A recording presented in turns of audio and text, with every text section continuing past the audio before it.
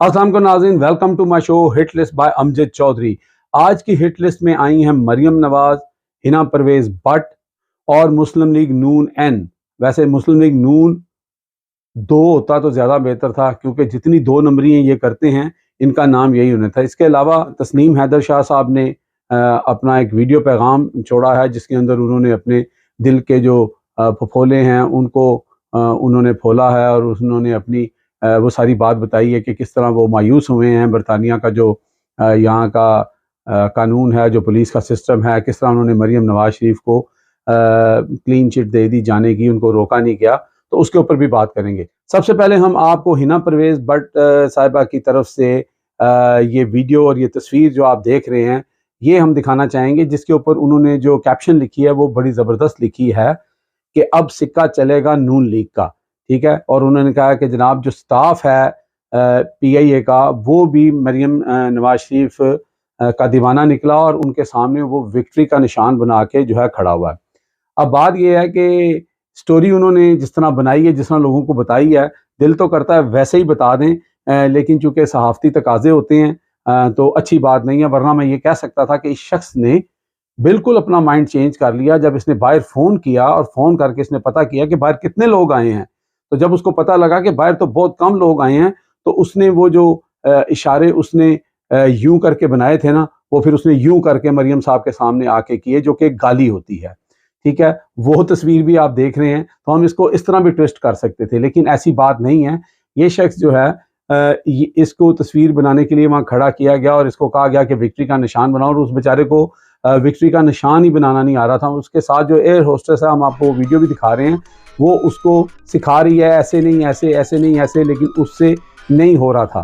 फिर एंड में खैर उसने ये विक्ट्री का निशान बना लिया। जब ये बन गया तो मुस्लिम लीग नून का बयानिया जो है वो वजूद में आ गया, वो जिंदा हो गया। इसी तरह के इनके बयानिए होते हैं। बाहर जो आपने जलसे का हाल देख ही लिया कि किस तरह हुआ, वो सब आप सुन चुके हैं, उसके ऊपर मैं क्या बात करूं। अलबत्ता इमरान रियाज साहब ने अपने व्लॉग के अंदर दो बातें जो की थी, उसके ऊपर थोड़ी सी मजीद मैं रोशनी ज़रूर डालूंगा कि इनके झूठ जो होते हैं ना, वो बगैर पाँव के होते हैं। वो किसी ने कहा था ना कि झूठ के पाँव नहीं होते, ये बिल्कुल सही बात कही थी। इनके झूठ के वाकई पाँव नहीं होते। यानी आप देखें कि मरियम साहिबा बाहर आकर वहां पर लोगों को जो बेवकूफ़ बना रही हैं और बता रही हैं कि मेरे वालिद साहब को, यानी मियाँ साहब को, यानी कि बाऊजी को 2 दफ़ा मुल्क से निकाला गया। ठीक है, उनको मुल्क बदर किया गया। आपको पता है, सबको पता है कि ये पहले जो डील करके गए थे जो मुशर्रफ के साथ, जिसका इन्होंने पहले कहा मानते ही नहीं थे, फिर माने तो 5 साल पे माने, ये झूठ। फिर जब 5 साल के बाद 10 साल का लेटर आ गया, उन्होंने शाया कर दिया, तो फिर उसके ऊपर भी आए शाएं बाएं कि नहीं जी ये था वो था, मजबूरी थी, गन पॉइंट पे ये और वो। अब इसी तरह इस दफ़ा फिर मरियम साहबा फरमाती हैं कि दूसरी दफ़ा भी मेरे वालिद को मुल्क छोड़ के जाना पड़ा, जो कि अभी तक वो यहीं पे एमन फील्ड के अंदर ही जो है ना ख्वाबो खरगोश के मज़े ले रहे हैं। और वो भाई किसने आपको मजबूर किया था? आपने तो एड़ी चोटी का जोर लगा लिया। फिर आपके अंकल, आपके बहुत ही करीबी अंकल, अंकल बाजवा साहब ने आपके लिए अरेंजमेंट्स किया।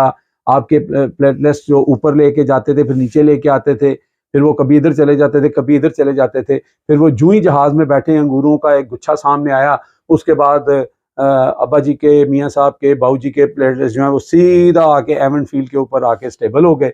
तो आज तक वो स्टेबल ही हैं, कोई रेस्टोरेंट लंदन का उन्होंने नहीं छोड़ा।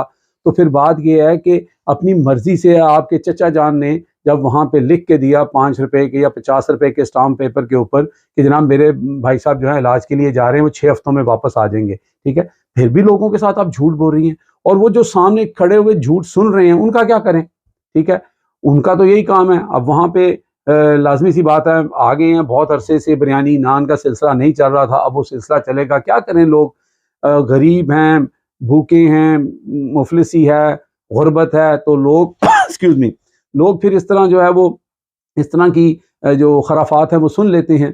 तो ये इस तरह झूठ के बयानिए बुनते हैं, खुद यहाँ से मिन्नतें तरले करके जानते हैं, क्योंकि जेल के अंदर रहना खाला जी का वाड़ा नहीं है। और मियाँ साहब की शक्ल, आप तस्वीर मुझे मिल गई तो मैं दिखाऊंगा कि वो जेल वाली तस्वीर देखें और आज की तस्वीर देखें, आपको ज़मीन आसमान का फ़र्क नज़र आ जाएगा, और आपको पता लग जाएगा कि ये क्यों वहाँ पे बैठे हुए हैं। लेकिन ये भी सुनने में आ रहा है कि मरियम और नवाज शरीफ साहब जो हैं वो सख्त नाराज़ हैं, गुस्से में हैं कि उनका इस्तकबाल जो है वो बिल्कुल उस तरह नहीं हुआ जिस तरह उन्होंने सोचा था।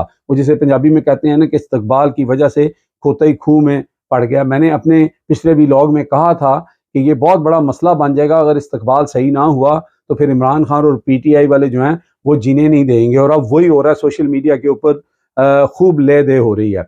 तस्नीम हैदर साहब को आप सब जानते हैं कि उन्होंने यहाँ पर बड़े संगीन इल्ज़ामात लगाए नवाज शरीफ के ऊपर और मरियम के ऊपर, और उसके बाद उन्होंने यहाँ पे वकील हायर किया और मेहताब अजीज़ साहब, और वो इनको इंटेरोगेट करने की जो है वो जो इंफॉर्मेशन भी देते रहे, पुलिस के साथ उनका राब्ता भी रहा। उन्होंने वो ईमेल्स भी दिखाई और वो लेटर्स भी दिखाए और पुलिस ने कहा जी हम करेंगे, सस्पेक्ट हैं, सारा कुछ है।